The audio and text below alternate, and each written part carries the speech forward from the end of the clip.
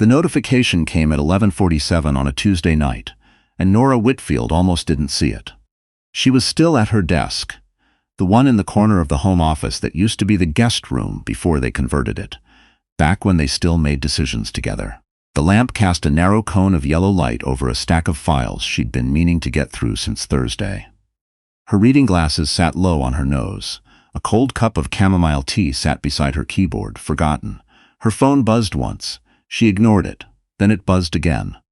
She picked it up because she thought it might be her daughter, Lily, who had a habit of texting late when she couldn't sleep. But it wasn't Lily.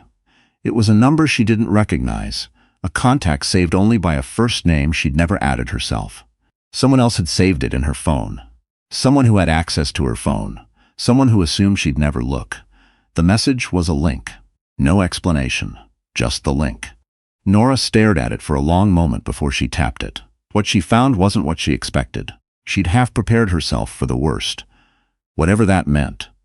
But there's something about actually seeing it that no amount of preparation can fix. The photo had been posted 4 days ago. It was a bedroom selfie, tastefully done, or at least the person who took it thought so. Warm lighting, expensive sheets, a woman holding her phone up to a large mirror, smiling the way people smile when they believe the world owes them an audience.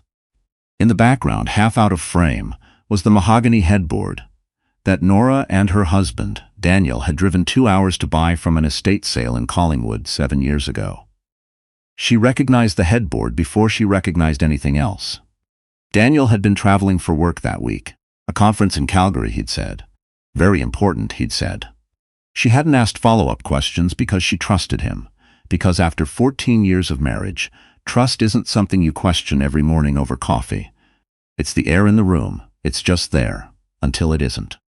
Nora set her phone face down on the desk. She took off her reading glasses. She sat in the quiet for a very long time. Outside, the neighborhood was sleeping.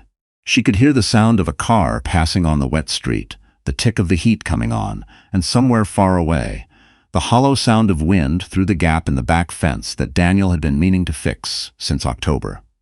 He was always meaning to fix things. Nora was 41 years old. She was a project director at an urban planning firm downtown. She had spent the last 14 years building a life that looked, from the outside, like a life that had worked. A semi-detached in the East End of Toronto, a daughter in her second year at Queen's, a husband who coached community hockey on Sunday mornings and remembered her mother's birthday. She had believed, truly believed, that she understood the terms of her own life. She picked up her phone again and looked at the photo a second time. Then she did something that surprised even herself. She didn't cry. She felt the urge rise and then recede, like a wave that changes its mind. What she felt instead was something colder and more focused. It wasn't calm, exactly, but it was controlled. She opened her notes app. She started writing down what she knew. His name was Daniel Whitfield. He was 44 years old. He worked in commercial real estate development and had a habit of leaving his dress shirts slightly unbuttoned at the collar because he said he couldn't stand feeling strangled. He made excellent risotto. He laughed too loudly at his own jokes. He coached hockey on Sundays and forgot to take out the recycling on Tuesdays. He had, it seemed, been conducting an affair with a woman named Tasha Rowe in their own marital bed, while Nora worked late at the office and kept the house running and helped their daughter fill out scholarship applications. Nora found the account the next morning. It wasn't hard. The link had taken her to a post. The account was public.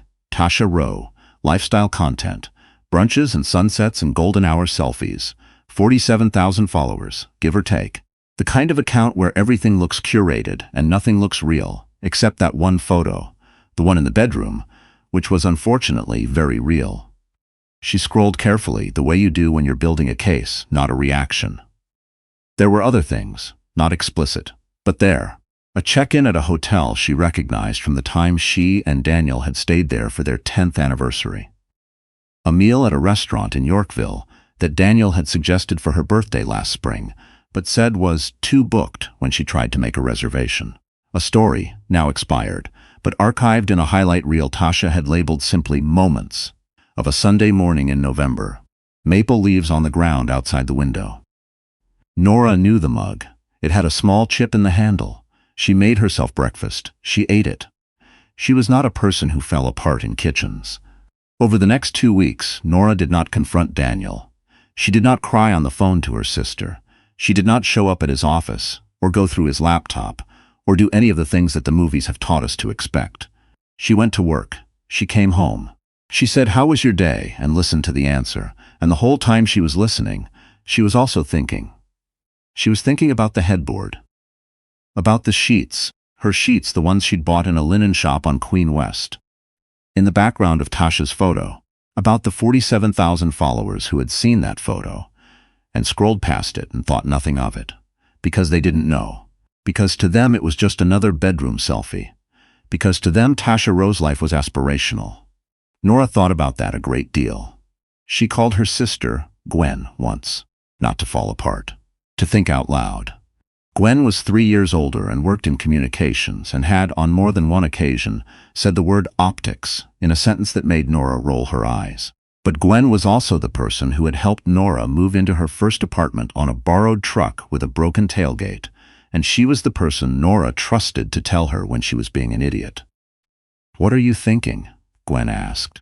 "I'm thinking," Nora said, that she was very proud of that photo. There was a pause on the other end of the line.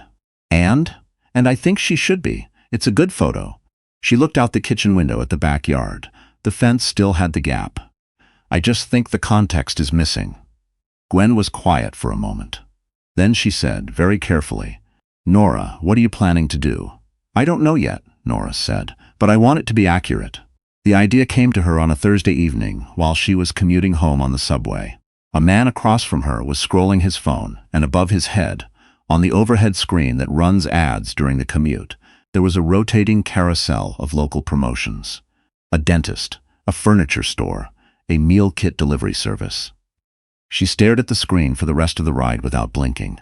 She got off at her stop and walked home in the rain without putting up her umbrella. And by the time she reached her front porch, she had the bones of a plan. The following Monday, she looked into digital advertising. Specifically, the kind that runs on social media platforms. Targeted, geographically specific, demographic focused. The kind that could, with the right settings, reach a very specific audience. The kind that would appear, if she wanted it to, directly alongside the content of a particular lifestyle account. She had lunch with a woman she knew vaguely from a professional association. A marketing consultant named Deborah, who had spent 15 years in digital advertising before going freelance. They met at a cafe on Dundas. Nora ordered a sandwich and ate half of it while she listened to Deborah explain how ad placement worked. "You can target by location, interest, even by specific content adjacency," Deborah said. "If someone's running a lifestyle page, you can bid to appear next to their content. Brands do it all the time." "And anyone can do this?" Nora asked. "Anyone with a budget and a business account." Deborah looked at her. "Are you starting something new?" "In a manner of speaking," Nora said. She registered a business account that afternoon. She registered it under the name of a small consulting project she'd been incorporated for since 2019. Something she'd set up during a freelance period and never dissolved. Technically legitimate. Fully legal. She'd asked a lawyer friend, casually, without going into details. Everything she was doing, her friend confirmed, was within the rules. The ad itself took her 4 days to design. She wasn't a graphic designer, but she knew what worked. She'd spent 14 years in urban planning, 14 years thinking about how spaces communicate, how the arrangement of things creates meaning. She knew how to make something that felt deliberate. She kept it simple, a white background, clean black text, 2 lines. The text read, "He told me this room was his. He forgot it was ours first." Below the text, in smaller font, a date. The date was their wedding anniversary. She didn't use Daniel's name. She didn't use Tasha's name. She didn't use a photograph. She didn't say anything that wasn't true. She set the ad to run as a sponsored placement adjacent to the account, to appear, if the algorithm cooperated, to followers who also followed Tasha Rowe. People who recognized the aesthetic. People who knew the bedroom. She scheduled it to run on a Saturday morning in February, when social media traffic was highest. Then she called a family lawyer. She had made an appointment 3 weeks earlier, but kept moving it back. Not because she wasn't sure, but because she wanted to be absolutely certain she had done everything in the right order. She went to the appointment on a Friday.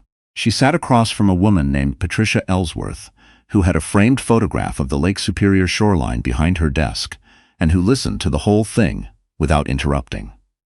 When Nora finished, Patricia asked several careful questions. And then she said, "You've been very methodical about this." "I work in planning," Nora said. Patricia almost smiled. "The ad runs tomorrow?" "Yes. And the divorce paperwork. I'd like to file as soon as possible." Patricia nodded. "We can have the preliminary documents ready by end of next week." "Good," Nora said. She picked up her coat. "I want to be very fair in this process. I don't want anything that isn't mine, but I want everything that is." On Saturday morning, Nora drove Lily's old bicycle to the coffee shop around the corner, ordered a large dark roast, and sat at a table by the window. At 9:04 a.m., her phone showed her the ad was live. She drank her coffee. She read a chapter of the book she'd been trying to finish since December. The snow had started overnight, the first real snow of February, and the street outside was white and still and quiet. A couple walked by with a dog. A teenager on a skateboard navigated the sidewalk with improbable confidence. Her phone buzzed at 9:22, then again at 9:31. By 9:45 it had buzzed 11 times. The messages were from a range of people. Some she knew, some she didn't. A neighbor she'd met twice at a street festival. A woman from the Community Hockey Association who had Nora's number from an event planning chain. 3 people from Daniel's office, 2 of whom she'd met at Christmas parties over the years. And, eventually, Daniel himself. His messages started cautious and then escalated. He didn't understand, he said. Then he said he did understand, and she had no right. Then he said they needed to talk. Then he called, and she let it ring. The ad, it turned out, had reached further than she'd expected. The algorithm had been generous. It ran next to Tasha's content, as intended. But it also appeared in the feeds of people who followed accounts that followed Tasha, a ripple effect she hadn't fully anticipated. By Sunday evening, someone had screenshotted the ad and posted it on a local neighborhood forum with the caption, "Does anyone know what this is about? Because I think I might." Nora had mutual followers on the forum. She didn't need to say anything. The community, it turned out, had a memory. One person on the forum wrote, "I've seen that headboard before. That's not the first time it's shown up in that account's posts." Another wrote, "This is either the most dignified thing I've ever seen or the saddest." A third wrote, "Why not both?" Nora read the comments from her kitchen table on Sunday night. She made pasta. She opened a bottle of wine she'd been saving for a good occasion, decided this qualified, and poured a glass. Her daughter called at 8:15. "Mom," Lily said, and her voice had that careful high alert quality that young people get when they've seen something confusing on the internet. "I saw something." "I know," Nora said. "Is it true? Is it what I think it is?" Nora set down her fork. "Yes." There was a long silence. Then Lily said, "Are you okay?" "I am," Nora said. And she meant it, which surprised her a little. "I want to explain everything properly. Can you come home next weekend?" "I'll come this weekend," Lily said. "I'm already looking at the train." Nora smiled into the phone. "You don't have to." "Mom," Lily said, "I want to." Daniel showed up at the house on Sunday afternoon. He had the expression of a man who had prepared many things to say and was no longer sure which one to lead with. He looked tired. He was wearing the jacket he wore when he coached hockey, which meant he'd driven straight from the rink, which meant he'd been thinking about this for the duration of a youth hockey game, and still hadn't sorted himself out. She let him in. She made tea. She sat across from him at the kitchen table where they had eaten 14 years of meals and had 14 years of ordinary conversations, and she let him talk. He said he was sorry. He said it had been a mistake.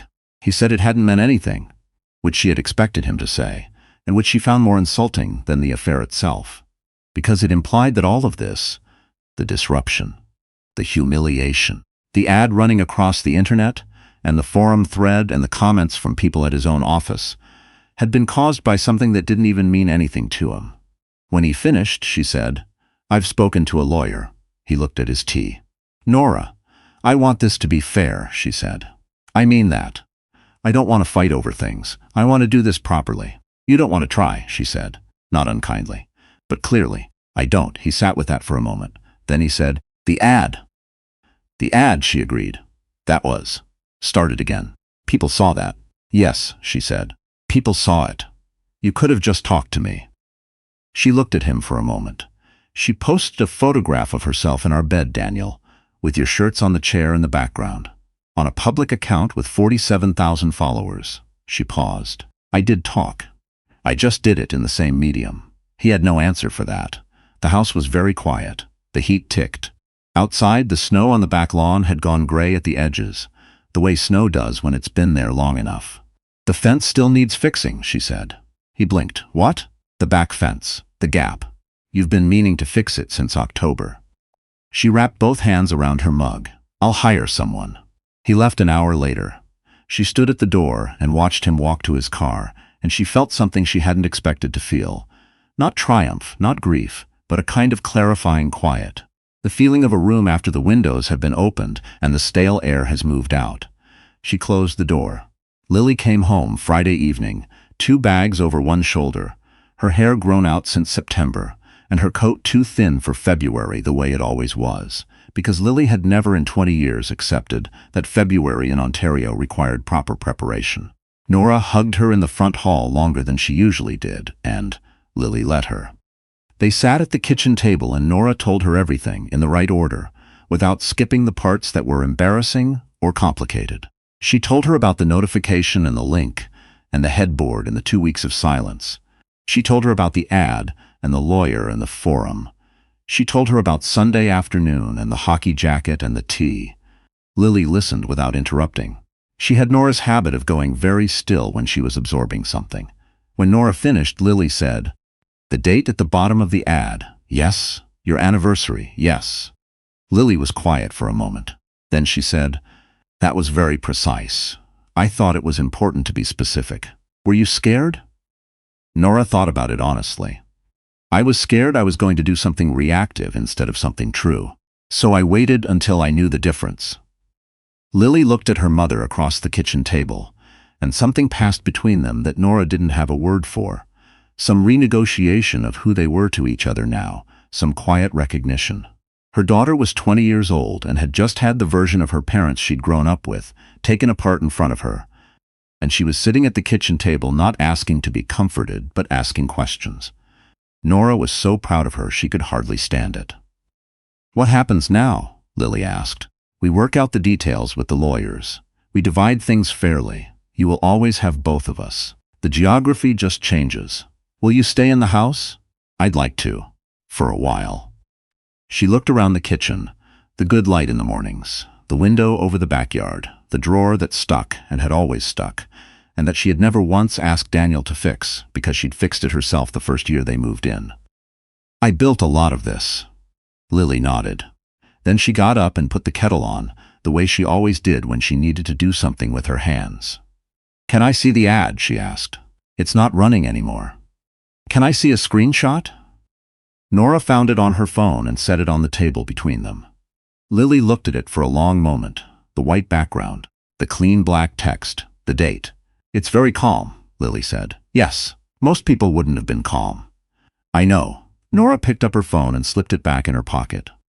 "But I didn't want to be most people. I just wanted to be accurate." The kettle came to a boil. Lily poured 2 cups.